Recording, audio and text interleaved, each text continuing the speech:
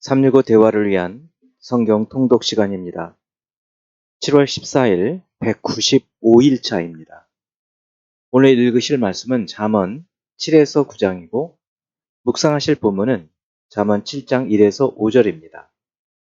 말씀의 개요입니다. 잠언은 인생의 여러 일의 개별적인 지침서가 아닙니다. 잠언은 창조주 하나님 중심의 관점으로 사는 것이 지혜라는 것을 가르쳐 줍니다. 잠언은 또 지혜가 무엇인지 알고 지혜롭게 살라고 가르치고 있습니다.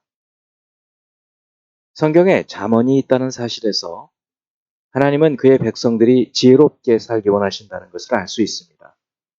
어떻게 지혜를 얻고 지혜롭게 살 수 있을까요?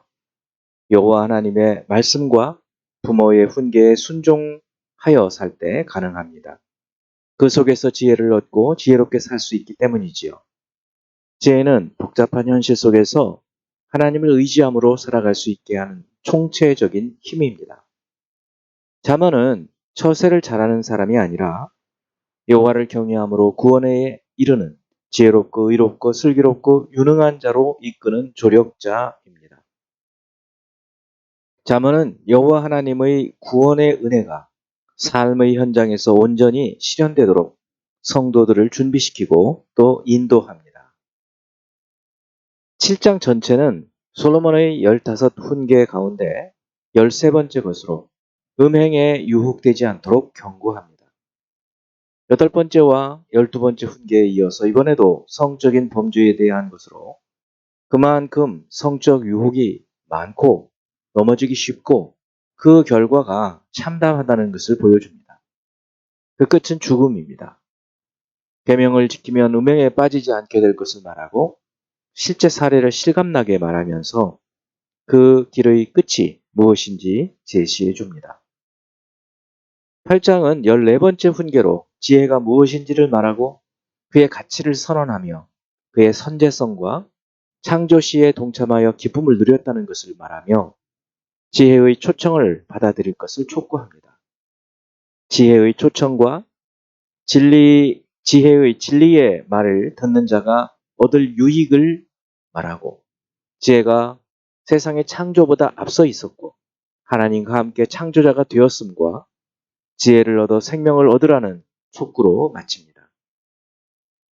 9장은 15 훈계 마지막으로 지혜롭게 살도록 의인화된 지혜가 초청하며 하는 말, 또 지혜의 초청에 상반되게 반응하는 악인과 의인을 말하며 그 결과를 보여주고 미련한 여인의 유혹의 초청과 그 길을 가는 자의 결과를 제시해주고 있습니다. 이제 예수 그리스도를 닮아가고자 하는 우리의 목표를 향한 여행을 위해서 질문하고 대답하는 시간을 갖습니다.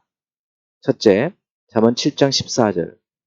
내가 화목제를 드려 서원한 것을 오늘 갚았노라. 음란한 여인이 청년을 유혹할 때 이 말을 하는 이유가 무엇일까요? 하나님께서 금하신 간음을 행하면서 하나님께 드리는 제사를 언급하는 것 자체가 가증스러운 짓인데 이것을 부끄러움 없이 행하고 있습니다. 화목제는 번제, 소제, 화목제, 속죄제, 속건제 등 이스라엘 제사 가운데 하나죠. 하나님이나 이웃과의 관계가 잘못되었을 때 회복하기 위한 제사로 이 화목제를 드렸기 때문에 하나님과 사람 앞에서 깨끗하다면서 자기 행위를 정당화하려고 하는 말입니다. 종교 예식을 유혹의 도구로 또 사용하고 있는 것이죠.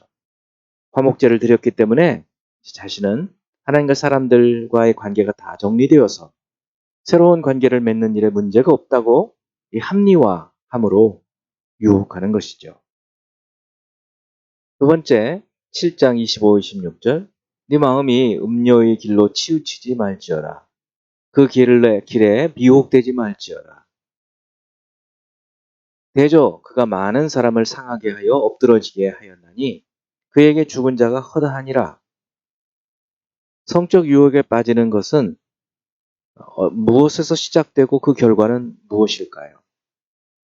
마음이 음녀의 길로 치우치지 말며 라고 되어 있는 것으로 볼 때 마음에서부터 시작되죠. 마음에서부터 미혹되어서 결국 죽음으로 끝납니다. 그러므로 마음을 지키는 것이 중요합니다. 세 번째, 잠언 8장 2, 3절. 그가 길가의 높은 곳과 내 거리에 서며 성문 곁과 문 어귀와 여러 출입하는 문에서 불러 이르되, 지혜가 길가나 내 거리와 성문 곁과 문 어귀와 출입하는 문에서 부른다는 이 장소에 관한 표현들이 의미하는 것은 무엇일까요? 지혜와 명철이 찾기 어려운 곳에 있어서 가까이 할 수 없는 것이 아니라 누구든지 마음만 먹으면 찾을 수 있고 얻을 수 있다는 것을 보여줍니다. 지혜로우신 예수께서 이렇게 말씀합니다. 예수께서 대답하시되 내가 드러내놓고 세상에 말하였노라. 모든 유대인들이 모이는 회당과 성전에서 항상 가르쳤고 은밀하게는 아무것도 말하지 아니하였거늘. 이렇게 주님께서는 지혜로우셔서 여러 곳에서 은밀하게가 아니라 공개적으로 말씀하신 이 잠언의 말씀과 같이 지혜가 어느 곳에서든지 말씀하고 있음을 보여주고 있습니다. 네 번째, 8장 22, 23절. 여호와께서 그 조화의 시작 곧 태초에 일하시기 전에 나를 가지셨으며 만세 전부터 태초부터 땅이 생기기 전부터 내가 세움을 받았나니. 어떤 점에서 지혜를 가리키는 나를 성자 예수 그리스도를 지칭하는 것으로 볼 수 있을까요? 지혜는 태초 전, 만세 전부터 땅이 생기기 전부터, 즉 시간이 존재하기 전에 시간적인 어떤 존재가 아니라 영원한 존재로 있었던 점에서 그리스도의 선제성, 미리 계셨다, 앞서 계셨다 하는 것을 보여주고 있습니다. 다섯 번째, 9장에서 대조하고 있는 지혜와 음녀의 초청과 그 결과는 무엇으로 볼 수 있을까요? 지혜는 사람들을 보내어 잔치로 초청합니다. 그러나 미련한 여인은 시끄럽게 떠들며 바로 가는 어리석은 사람을 불러 도둑질한 물과 떡을 먹도록 초청합니다. 지혜의 초대를 받고 잔치에 참여한 생명을 얻고 음녀의 초대를 받고 잔치에 참여하면 죽음을 당합니다. 로마서 8장 6절에 있는 것처럼 육신의 생각은 사망이요 영의 생각은 생명과 평안이니라는 말씀과 정확히 일치하죠.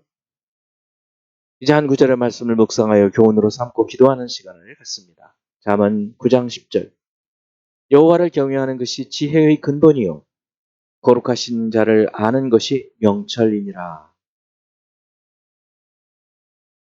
잠언 전체의 주제와 같은 말씀이죠. 여호와 하나님을 경외하는 것, 그분을 존경하고 존중하고 높이는 것이 삶의 지혜입니다. 또 거룩하신 그 하나님을 알아가는 것이, 깊이 알아가는 것이 명철입니다. 지혜와 명철한 삶을 살기 바랍니다. 기도하겠습니다. 할렐루야. 하나님을 찬양합니다. 예수 그리스도를 통해서 하나님을 알아가게 하시고 명철하게 하시며 또 지혜롭게 살아가게 하심을 감사드립니다. 잠언을 통하여 또 주님의 진리의 모든 말씀을 통해서 지혜롭고 명철하게 분별력 있는 삶을 살도록 인도해 주옵소서.